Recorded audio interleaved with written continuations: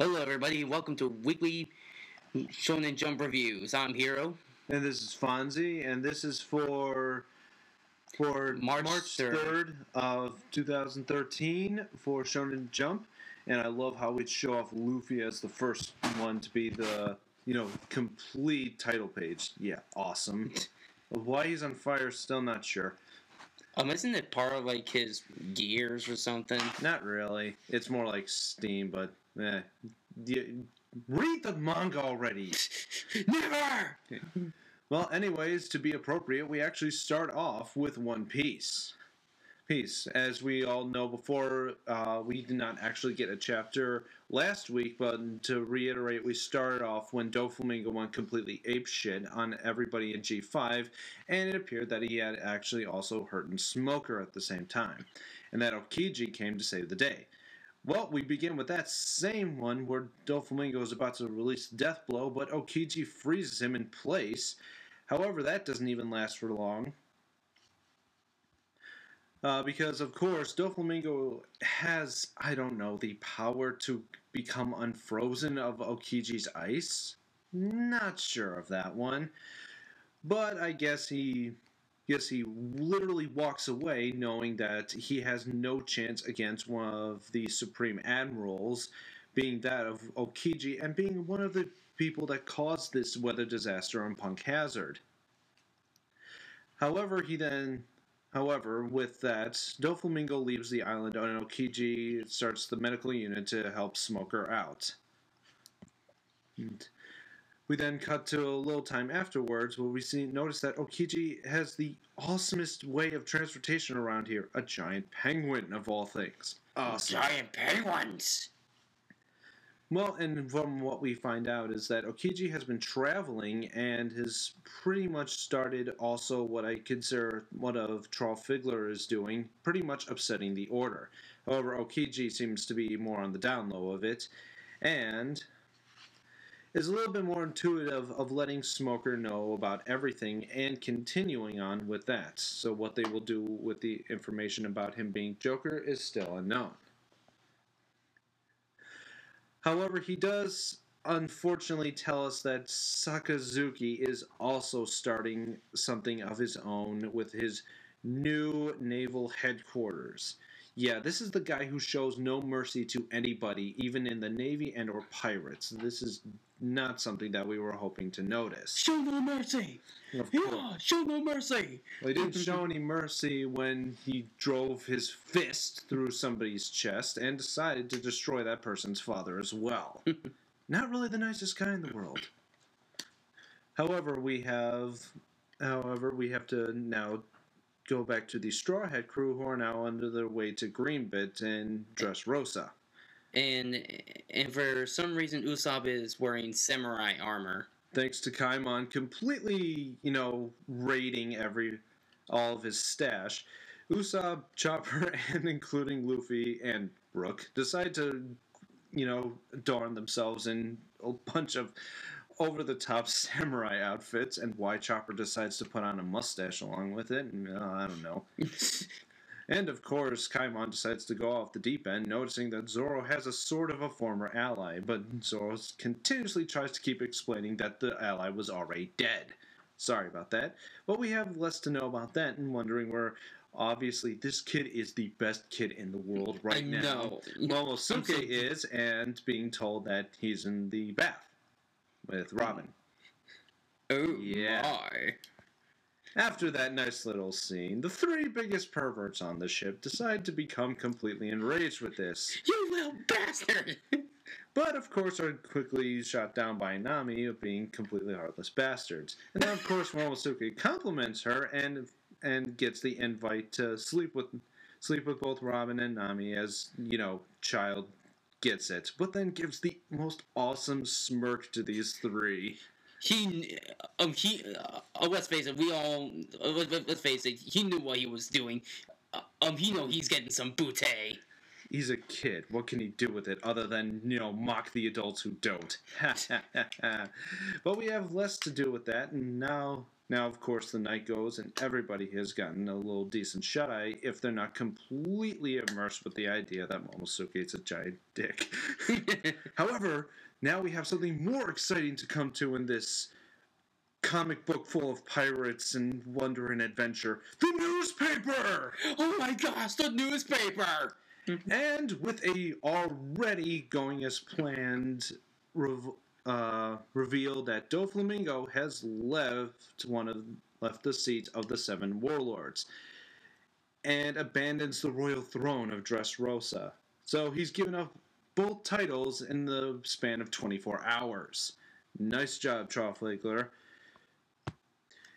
And of course, everything seems to go into plan. However, we also get a noticeable article about both the Straw Hats and the Law Pirates, Trafalgar Law, who is still at present a Seven Warlord. But we have even more to see in these articles, especially the trifecta teamwork of the Kid, On Air, and Hawken pirates, led by Scratch Manapo, Eustace Kid, and Basil Hawkins. So this is making some pretty hefty news, especially since these three are over 400 million apiece. But even with that would be unfortunately the time we have for it. Most of it is just exposition. But right now we seem to be ending this chapter in a dark lit room with Trafalgar Law calling up Doflamingo to hear what he has to say next. I don't know what I'm feeling, dude, but I'm starting to get a depressed feeling all of a sudden, like the world's gonna end or something. Probably just my imagination, right? You think that One Piece is just gonna go completely bad? No, I just feel like how somehow our entire reality is going to end. But it's probably just me being paranoid. However, we don't have much time for that. We now have Toriko. Boy, I'm getting that premonition feeling going on. Anyways, we're on Toriko, and as we left off before, the Nitro was revealed. And of course, this scares the living crap out of most people, knowing that the Nitro is an unbearable and absolutely unbelievable opponent to fight against, knowing that even the top-ranking fighters out there can't even touch this thing. And of course, they decide to let 3 of them go completely rampant. And of course, they decide to do that, first off, knocking off the 3rd-ranked chef in the world, Yuta of the Millimeter, and just completely take on every single one of them, going completely apeshit on everything. And that's when Live Bearer decides to show off his cutting skills with an epic fail and an absolutely horrifying scene where he gets literally cut in half. But luckily, nice. Yeah, but luckily some gourmet knights are there to help out. And thank God they have this ability for imagination in this one. Use a substance called body glue that literally glues back Life Bearer's torso to his legs. However, unfortunately, Life Bearer is out of commission for this entire fight, and they only blinded the Nitro to even save his life. However, we then notice that Chiru is now about to get into the fight as well. But that explains that more than just the Nitro there are scum beasts, able to use an ability called Funar, allowing them to become even more powerful than what they already are. Nice. And of course, we get an introduction of 2 new members of the Byoshukuya. One is Zaragia, and he's naked. Yeah, whatever he is. He looks more like... he has no dick! Boy, and you would be the one to pay attention to that, wouldn't you? Closet much? And another member called Guru, which looks to be a mutated parrot man with, I guess, a tutu. It's anime. What do you want? I don't even... However, even with those two strong opponents, it seems that now even Chiro is about to throw down the fight and showing off what he, or actually now we revealed to be she, has to offer in terms of this fight. However, we go back to Komatsu, who is still running away from all the destruction, and is saved by his pet penguin. And yes, it is a pet penguin. Don't get me wrong on that one. Why is everybody getting into penguins? Penguins, man. Shout out to the Antarctic. But even while he's evading all of this commotion, Coco actually gets beaten down to the ground and has used every bit of poison that he has in his arsenal against the so-called Grim Patch, but has all been eaten by him and is now asking to eat more poison. Yeah, this guy is an absolute monster. Literally, 6 arms, flies, and has a straw capable of inhaling any sort of substance, even steel. Guy's got massive lungs. I hate to see what happened if he started smoking. And now we get to Naruto. Seriously, dude, I'm getting paranoid here. This feeling, I don't know what it is. Anyway, we get to Naruto, chapter 621. Aww. And it's still a flashback between Madara and what's Madara and Hiroshima. That's the first Hokage. Yes, if I'm correct. Yeah. Yeah, so, and they're fighting, and some, I guess... I'll give an explanation for this. Fonzie, to the rescue.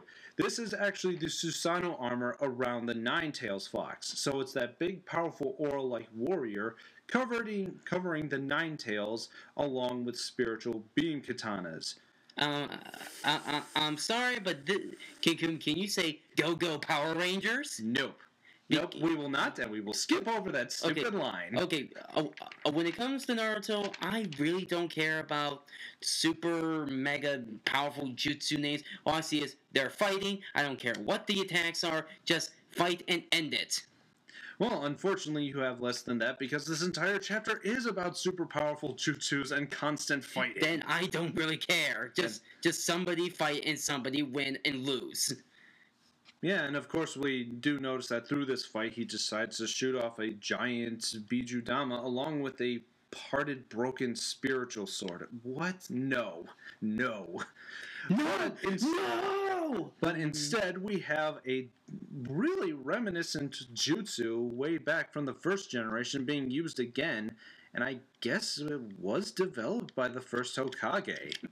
The 3 demon doors Rashomon, which is a giant shield. This is the most useless summoning in the world. However, it does knock off the Bijudama off the course and unfortunately hits the island adjacent to it. Really. 3 shields and it gets knocked off course. But the thing, but this is my one question. Okay, in the previous chapter, they showed that they were childhood friends. But they never explain why they're fighting. They never really do. Well, maybe that's all in a past flashback. I mean, not sure of how that's actually done, but maybe they'll actually show us something sooner or later. Like he does say that we used to be friends, and so the first Hokage, Amachi goes into a familiar form of that Tsunade uses, which is actually a sage art for the wood style, and creates a giant 1,000-armed Ashura to combat the Susanoo Nine-Tails. And boy, do we get a good overview of it. Look at all that. That's a massive anime. Yeah. Yeah, I would like to see what happens to, how they do it in the anime. But we skip from that, and we get to skipping rocks, and we find a young Madara. Inception. Dome. A flashback within the flashback. And then, of course, is in a small rock-throwing contest with the first Hokage Hiroshima in his young age as well. So yeah, on this flashback is pretty much Inception, a flashback within the flashback. Nice. Dom. Dude, still that I don't know, dude. I'm starting to sweat here. What's the deal? I don't know. Maybe some Nisekaway will get us off this little weirdness. Okay, this is starting to become one of my favorite mangas right now. okay, and this chapter was actually funny because okay, it's after Christmas, and one and the pervert friend of Ichijo calls them and tells them that they're going to throw a belated Christmas party for them, since they missed it.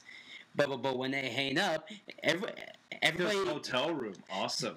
We'll miss that. No, when they hang up, everybody in the background gives her this, "We're gonna kill you when you get there." Wow. And so they get to the party, and everybody's acting strange. And then they kill him. The end. Nah, I'm just kidding. It's just that Overreacting to the message of going to a hotel. It's not that bad, ladies and gentlemen. It's not that bad. tell it to the classmates who actually heard this when they actually thought that Chitoge and Ichijo actually fucked on Christmas. Nice sleigh ride. Yeah, I was looking for that one. And it's basically just everybody acting weird, and things get a little out of hand as everybody's going like, "How did it go? How did you fuck?" and then Ichijo just screams at everybody and tells everybody what was going on off panel, or should I say off screen, and everything's back to normal, and we even get a flashback of what Ichijo and Chitoge's mom were actually talking about before they left. Michijo then realized that she knows about their past, and asked her about the pendant, and see if she knows anything about it, or what's inside it. And as we found out, she knows nothing, and she even knows that they're faking the relationship. How does she know? Smart woman. Yeah, I guess she's just smart. And of course, there's no like blackmail or threat to it. I guess she did have to find out sooner or later. Since her husband's part of this, so yeah, it's not that surprising, but but the mom also gives a very philosophical question. Are your feelings for her really just an act? So yeah, it's sort of like, are you happy? Are you sad? Are you human? Are you man or woman? I would suggest looking down to check. And so as she leaves, and on the plane, as it turns out, she did know something about the pendant, but just forgot to tell them. And she'll tell them in the future, like in a few years or so. Shout out to short-term memory. But as it turns out, one of the girls that is part of this so-called harem, which is a girl that Ichijo has a crush on. I think her name is Denia. I can't remember the pronunciation of the name. As it turns out, that she has the same picture book that Chitoge had when she was a girl. Oh boy. And we reveal more later. Okay, seriously, dude, that chapter didn't help. I am just off balls rocking. And thank God we got into Bleach. This'll just make my day. And we start off with a... Okay, let me talk about Bleach. They fight the end. Okay, that's it. They don't even fight. This is the end. This appears to be the end of the fight. Everything is gone. Kenpachi has stabbed Unohana through the chest, and she is supposedly dead, at this point dying. And even Kenpachi decides to even become very saddened about this because he doesn't want to lose the person who gave him the best fight of his life, literally. And of course, Unohana, in her thoughts, tells him that it's alright because you have a new opponent to fight, you have rivals against you, and, wait, what's this? You have a partner You have a partner. Oh, wasn't it that little girl that used to hang around with him? Yeah, but she wouldn't make it this prophetic, now would it? But yeah, but that's his assistant captain. What did he mean? What did she mean by partner? She says that everything you've learned till now, everything that you've experienced. We're actually married. Oh God! No, I'm just kidding. That doesn't really happen. Wait, what is this? What? Wait, what? So somebody's talking to him. Somebody's expressing that he's been with Kenpachi and for all his. Oh. Oh no. Oh good God. His Kenpachi now has a name. No.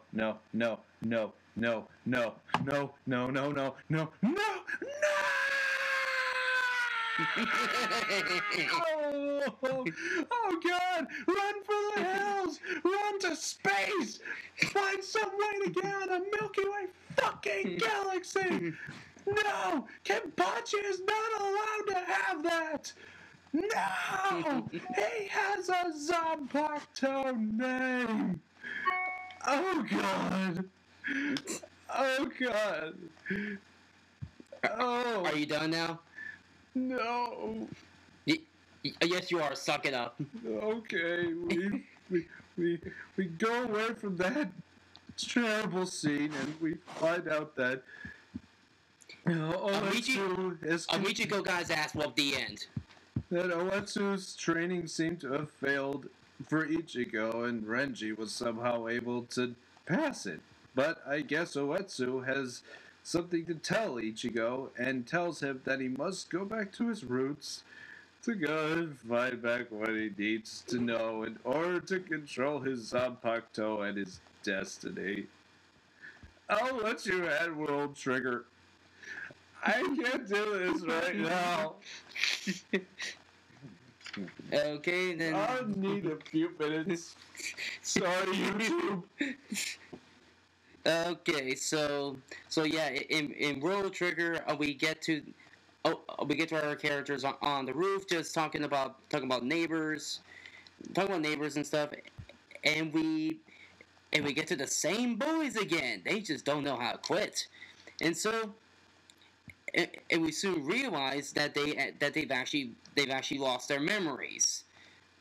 I guess by Yuma, of course, and the bullies start beating them up again. You know, as he does, and when the bullies start to actually get aggressive, Yuma just stomps the ground, and it shakes the entire roof, and so. And then Yuma just uses his Jedi mind tricks again. And that's when they mentioned that he can actually wipe their memories clean and stuff. And so we get to their classmates and they're telling like how awesome Yuma is and all that crap. And then comes in all the corpses about Yuma, where they talk to him about sports like soccer or or baseball or tennis. Yuma replies with, how can he not know about soccer? Never mind. I'm actually misreading it. They're actually asking him, what kind of hobbies he likes to do, and he responds with war. Yeah, that's a very pleasant hobby. Yeah, you get to kill people for a hobby. And everybody thinks that he's like joking around and stuff.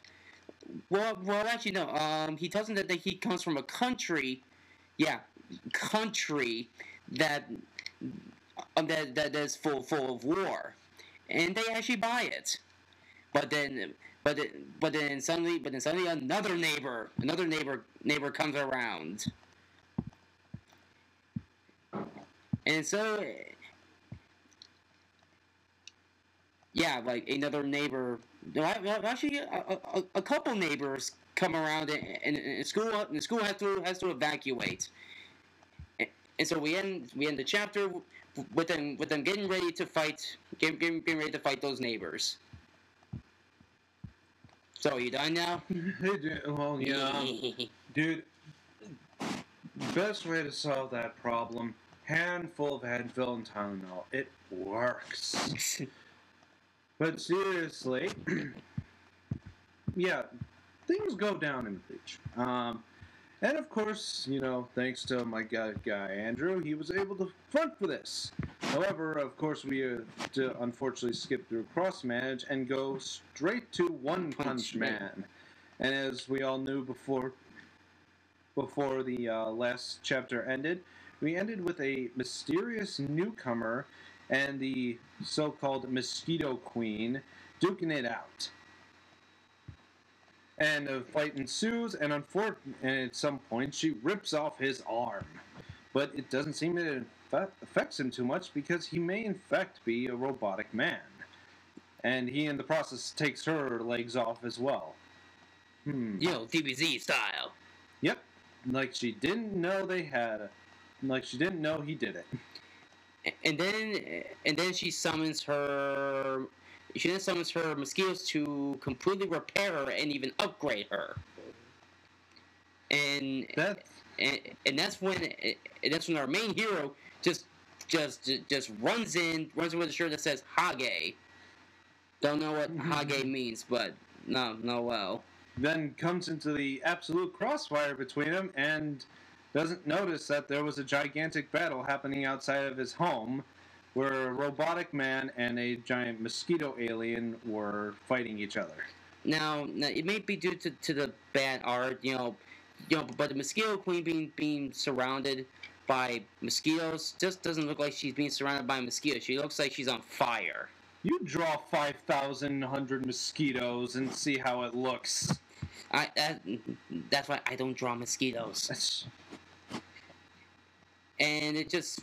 Yeah, this art is just weird now. There you go. Artists have standards, ladies and gentlemen. Won't draw mosquitoes. And so the Mosquito Queen gets hit with a giant blast from this mysterious robot man, who inadvertently destroys a lot of the town also. And destroys our main hero's clothes, which makes him naked. For a guy who supposedly has the greatest power in the world, he doesn't exactly have the biggest physique. But then again, we weren't expecting much. And then she comes back as a super mosquito queen, where she's even more, where she's more skimpy than before. Nobody's complaining. But with this new power-up, it also seems to have done her well in strength and speed, and literally nearly chops this man in half.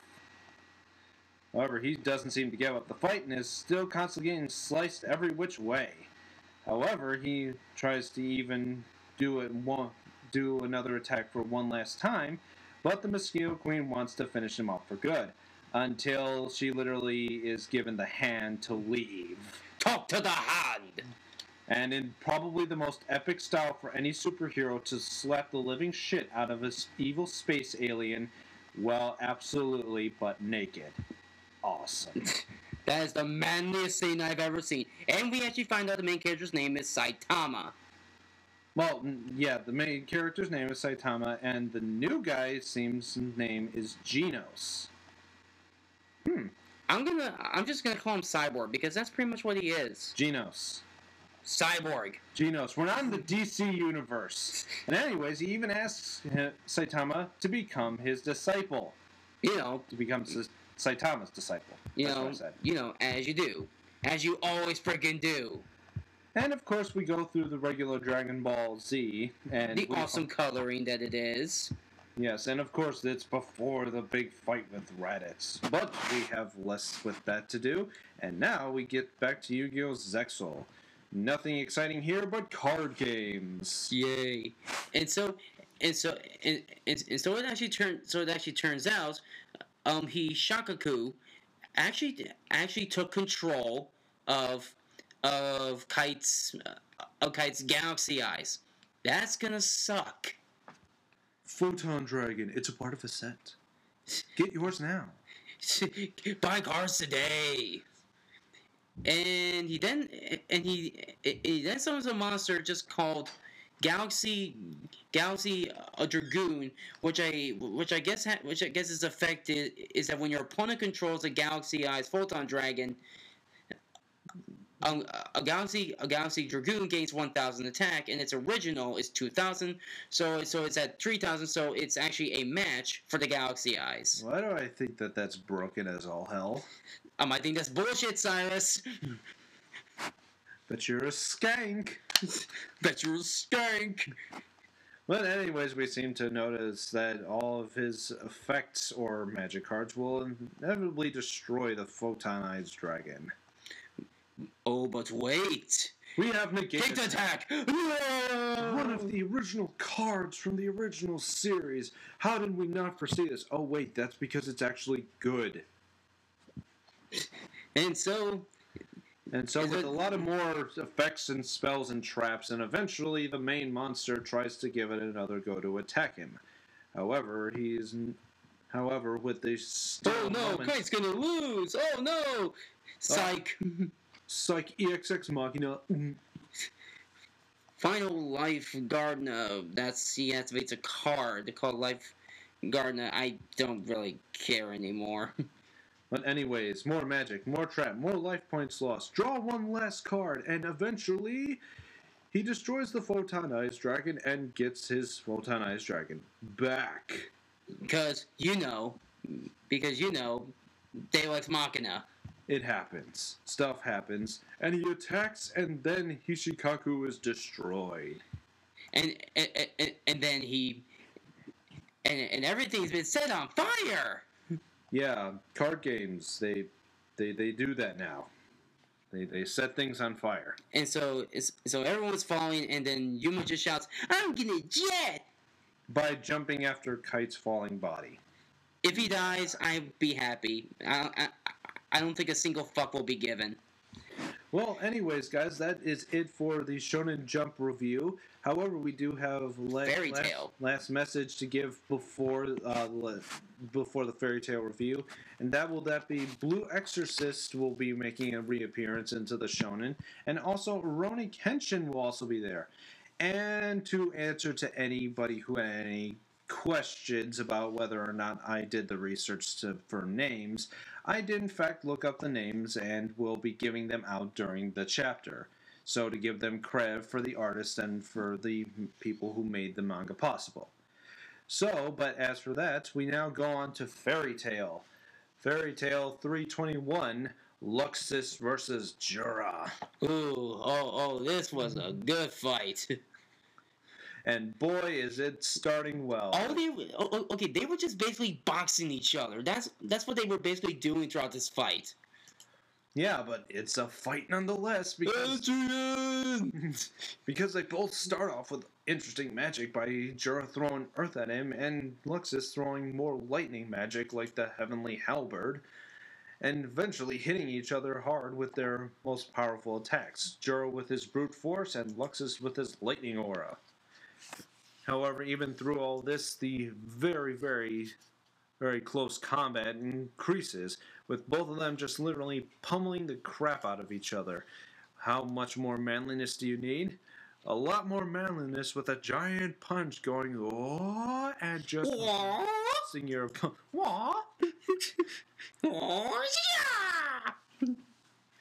And Luxus actually no.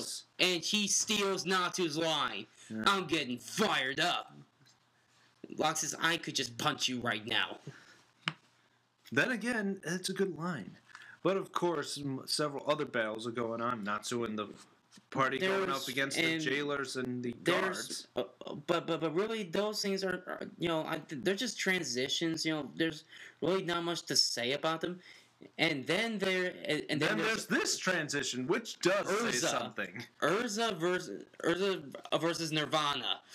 Minerva. Ooh, yeah. We're not talking about, the Kurt Cobain band. Yeah.